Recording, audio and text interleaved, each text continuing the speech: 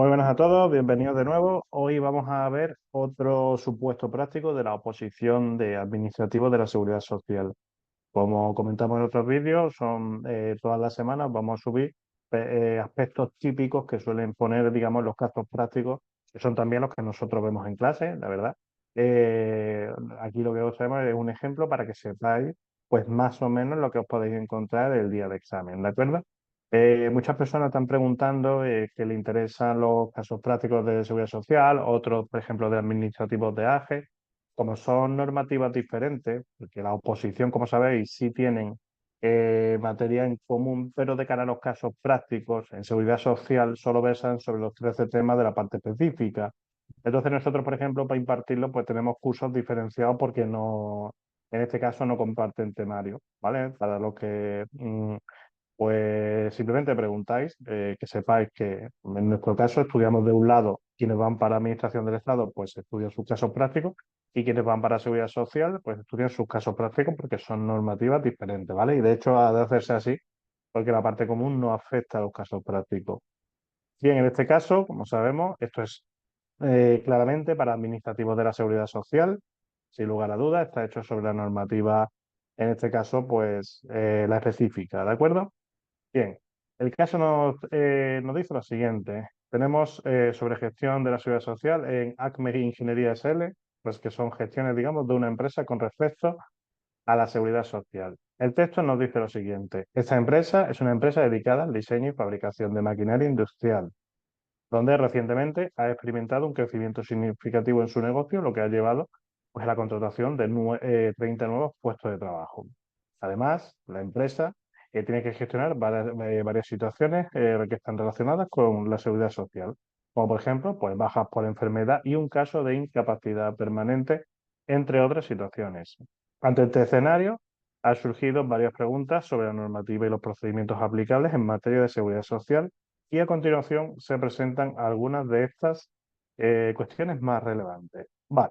Bien, el texto, como podría apreciar, es muy sencillo. Es un texto donde nos da una información muy general, no hace alusión a nada concreto. Esto lo puede encontrar perfectamente en un examen.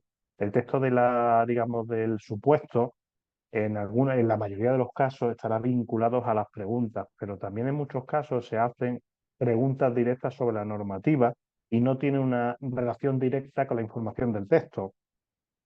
Repito que la gran mayoría sí, pero no siempre es así. ¿Vale? No, cuando veáis una pregunta y os parezca simple, pensadlo simplemente bien, porque lo más posible es que no necesites ir al texto para responderla, porque sea una pregunta de la normativa directa y ya está, no tiene más embrollo. Lo digo porque es algo que nos pasa en los cursos. Cuando lo impartimos, muchas veces la gente nos dice, es que no he encontrado esta información en el texto. Claro, es que no te la estamos dando. Esa información está en la normativa y a ti te corresponde ya traerla de casa aprendida, pues para poder solventar las preguntas de forma correcta, ¿no? En este caso, la primera pregunta, vamos a ella y nos dice, la empresa necesita saber qué documento es necesario para afiliar a un nuevo trabajador que carece de número de la seguridad social. Vale, ¿qué es afiliar? Evidentemente, pues es darle de alta en el sistema de la seguridad social, ¿no? En el régimen general, ya sabéis que existen dos regímenes, el de los trabajadores autónomos o en este caso, el general de los trabajadores, ¿no? Bien, y si observamos todas las posibles respuestas digamos, a la pregunta, tenemos cuatro opciones, pero os recuerdo que solo una única respuesta será la correcta, por lo que tenéis que leer muy detenidamente, porque en estos casos lo que se hace es que en cada respuesta hay preguntas muy parecidas, hay soluciones muy parecidas, precisamente para que falléis. Un examen de este tipo, de este calibre, de una oposición, está hecho para que falléis, ¿de acuerdo? Y en este caso la respuesta es muy sencilla, es un tipo de documento, es el A, que es el PA1. ¿Qué son estos documentos realmente? Estos son documentos normalizados que tienen la Seguridad Social, pues básicamente cuando las empresas o los trabajadores autónomos tienen que dar una información a la Seguridad Social. Cuando digo que son modelos normalizados, pues son modelos hechos por la propia Seguridad Social. Tienen el logotipo del ministerio, el nombre del ministerio, es de color rosa, si no recuerdo mal, tiene sombras, tiene diferentes colores donde las empresas rellenan lo que es, digamos, la información, ¿de acuerdo? Todo esto es accesible, digamos, incluso en Internet. Si ponéis el nombre del documento, se os descarga para que lo podáis visualizar, ¿vale? Esto es algo muy típico en los casos prácticos y evidentemente es sencillo de estudiar. Lo único que tenéis que saber es el nombre exacto de cada documento y para qué se utiliza. Uno es para alta, otro es para baja, otro es para IT, mm, y cada uno para su cosa. Eso, pues podéis hacer una pequeña tabla resumen. Siempre mejor que escribáis de vuestro puño y letra a que lo memoricéis sin más. De hecho, de tener que escribirlo, de hecho, podéis probar. Escribís algo varias veces y luego, si intentáis recordar, por ejemplo, un tipo de documento específico, pues veis cómo la mano sola ya os está ayudando a redactar el documento exacto, ¿vale? Todo eso os va a facilitar para memorizar cosas específicas como tenemos en esta oposición, porque son de hecho muchas. No solo los tipos de documentos, sino vais a tener que estudiar muchos porcentajes, muchos plazos, muchas cosas muy concretas que hay que diferenciarlas pues para que podáis aprobar la oposición, ¿de acuerdo? En este caso, la justificación es muy sencilla, el documento TA1, que es el documento que se utiliza para dar una afiliación al trabajador en el régimen general. Importante que es para el régimen general, ¿de acuerdo? Bien, vamos con la pregunta número 2, también muy sencilla, donde nos dice qué documento tiene que utilizar la empresa para comunicar la baja de un trabajador en el régimen general de la Seguridad Social. En este caso, y de lo mismo que lo anterior, tenemos que memorizar el documento exacto que se utiliza para las bajas, que en este caso es el PA2/S. ¿De acuerdo? La respuesta correcta sería la B de Barcelona, como se indica pues en el documento. La justificación, pues más de lo mismo. Tipo de documento, insisto, saber diferenciarlos todos para que no confundáis en examen. Tened en cuenta que con los nervios, la hostilidad del sitio, si hace frío o calor y todo eso son malas pasadas y puede hacer que no recordéis con exactitud ciertas cosas tan minuciosas como esta.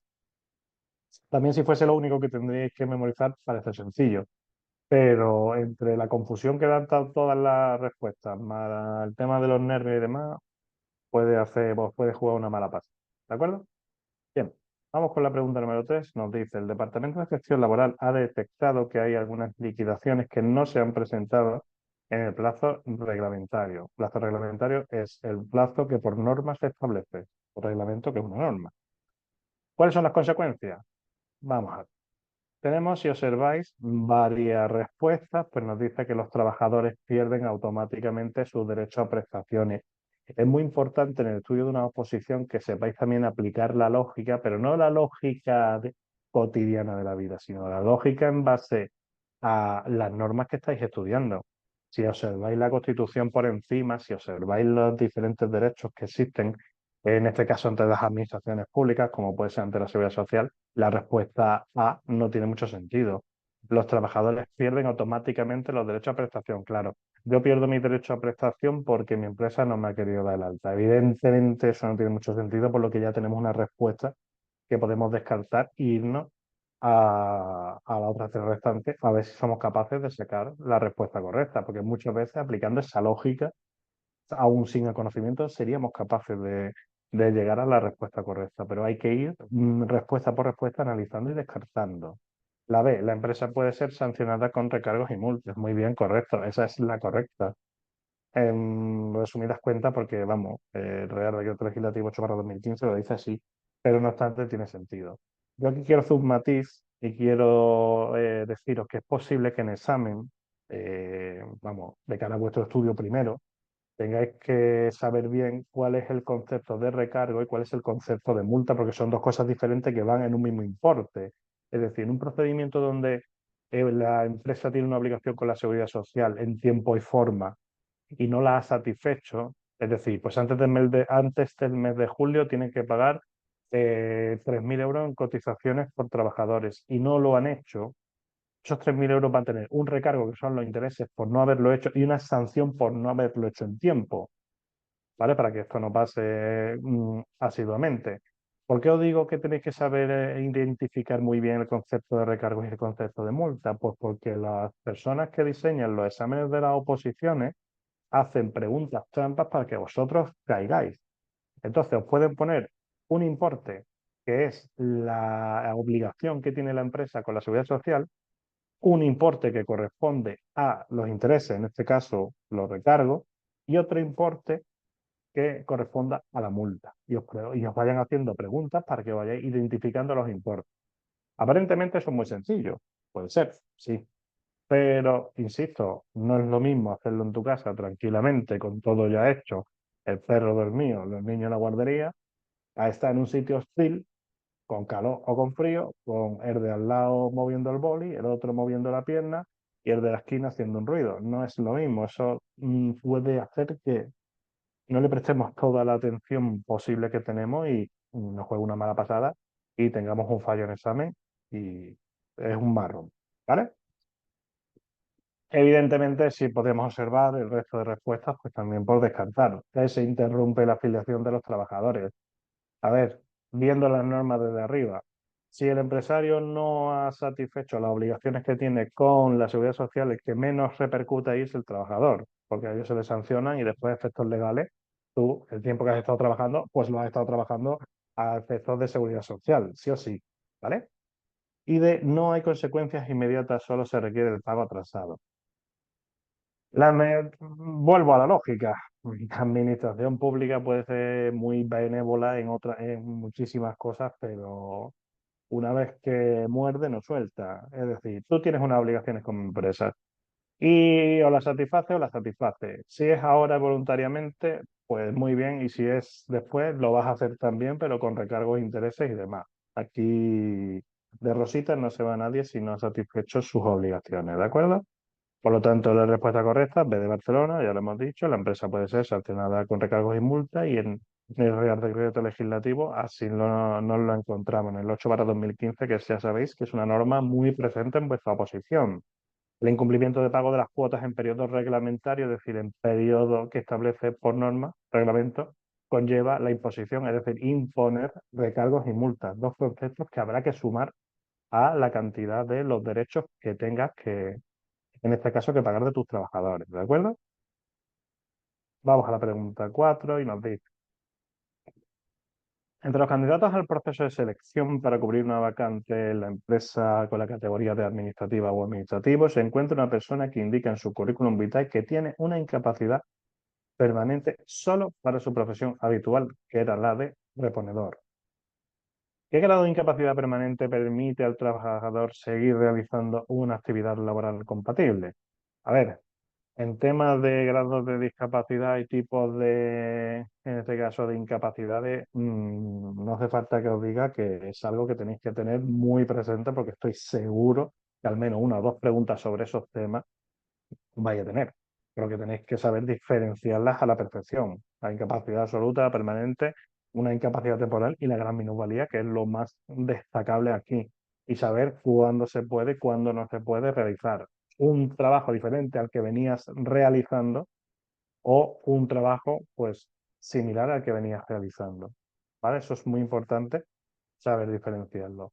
Como observáis en los tipos de respuestas, pues tenéis los tipos de incapacidad y tenéis que seleccionar aquella que permite hacer un trabajo distinto al que venías realizando. En este caso es la incapacidad permanente total, también prevista en el Real Decreto de 8/2015, donde dice que este tipo de incapacidad pues, permite al trabajador realizar una actividad laboral compatible.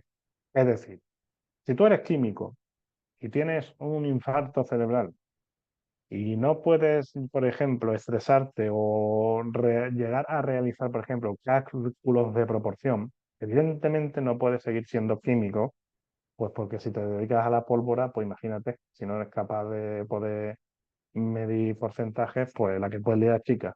Entonces, evidentemente, no vas a poder seguir siendo químico, pero claro, tú estás bien en tus condiciones, tú puedes hacer cualquier otra cosa, te puedes incluso opositar y presentarte a correo y puedes trabajar en correo porque mm, puedes repartir cartas sin ningún tipo de problema, porque lo que no puede ser es químico.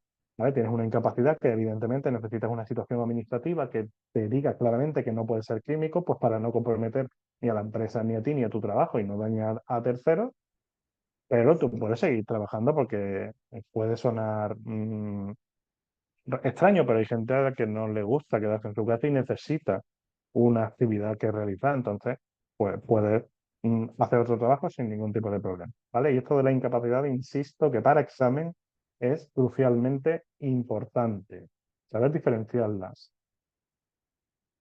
Bien, y la última pregunta, 5, la quinta, que nos dice, la empresa tiene a varios empleados en edad de jubilación. ¿Cuál es el concepto de jubilación según la modalidad contributiva? Vale, aquí tenemos dos tipos de conceptos que yo, si fuese vosotros, los tendría lo suficientemente claros. Es muy importante saber lo que es bueno, cualquier tipo, no solo la jubilación, sino cualquier tipo de pensión contributiva o no contributiva, que básicamente, pues, el haber superado los años que exige la ley, habiendo estado trabajando lo suficiente o no. Si lo superas es contributiva y si no lo superas es no contributiva, en resumidas cuentas. Pero vosotros, evidentemente, esto tenéis que verlo de una forma más amplia para examen, ¿de acuerdo? En este caso, la respuesta correcta es la C y nos dice que, bueno, el otro concepto, que evidentemente es el de la jubilación, que tenéis que saberlo, que eso no se puede pasar por alto, eh, porque es una situación, digamos, que se da en el trabajador y tenéis que conocerlo muy bien. En este caso, la pregunta es muy sencilla, es objetiva y os está preguntando por un concepto previsto en el artículo 204 del Real Decreto Legislativo 8/2015, con lo cual, ojo, que es simplemente memorizar. Eh, es la C, nos dice que consiste en una pensión vitalicia, es decir, ya de por vida, que le será reconocida en condiciones y cuantía y forma que reglamentariamente se determine, es decir, que por ley, bueno, por reglamento, para ser exacto, o por norma, se determine cuándo se alcance la edad establecida, se cese o se haya cesado en el trabajo por cuenta ajena, que son los casos en los que procede, digamos, pues la jubilación, que es cobrar nuestra pensión, digamos, y porque ya hemos llegado a la edad. Ahí insisto, no es lo mismo personas que por edad normal llegan a su jubilación que, por ejemplo, tener una enfermedad. Todo eso para examen es muy importante, ¿de acuerdo? Bien, en este caso lo que os estamos mostrando pues es un ejemplo de los casos que nosotros utilizamos en examen, bueno, utilizamos en nuestros cursos. El de examen ya sabéis que tiene 15 preguntas y esos, pues por ejemplo, los estamos viendo en nuestro curso. Muchas personas me han estado preguntando, no solo a través de YouTube, sino también han contactado por teléfono al centro, se han matriculado en el curso y demás y me está viendo muchísimas preguntas. Entonces, pues simplemente en este documento, que lo vais a poder descargar en lo que es el propio vídeo, os dejo los detalles del curso que tenemos, pero sí también os agiliza un poquito la solicitud de información, ¿vale? Nosotros lo impartimos todas las semanas, las 15 preguntas, y lo resolvemos al completo, ¿de acuerdo? Y bueno, pues espero que os haya servido de ayuda, que os haya aclarado un poquito, que sepáis más o menos los tipos de preguntas que os podéis encontrar en el examen. Y como dijimos, subiremos uno cada semana. Y por supuesto, si queréis eh, proponer algún tipo de temática para que lo hagamos en los casos, no hay ningún problema y lo podéis poner en los comentarios y así lo hacemos. ¿De acuerdo?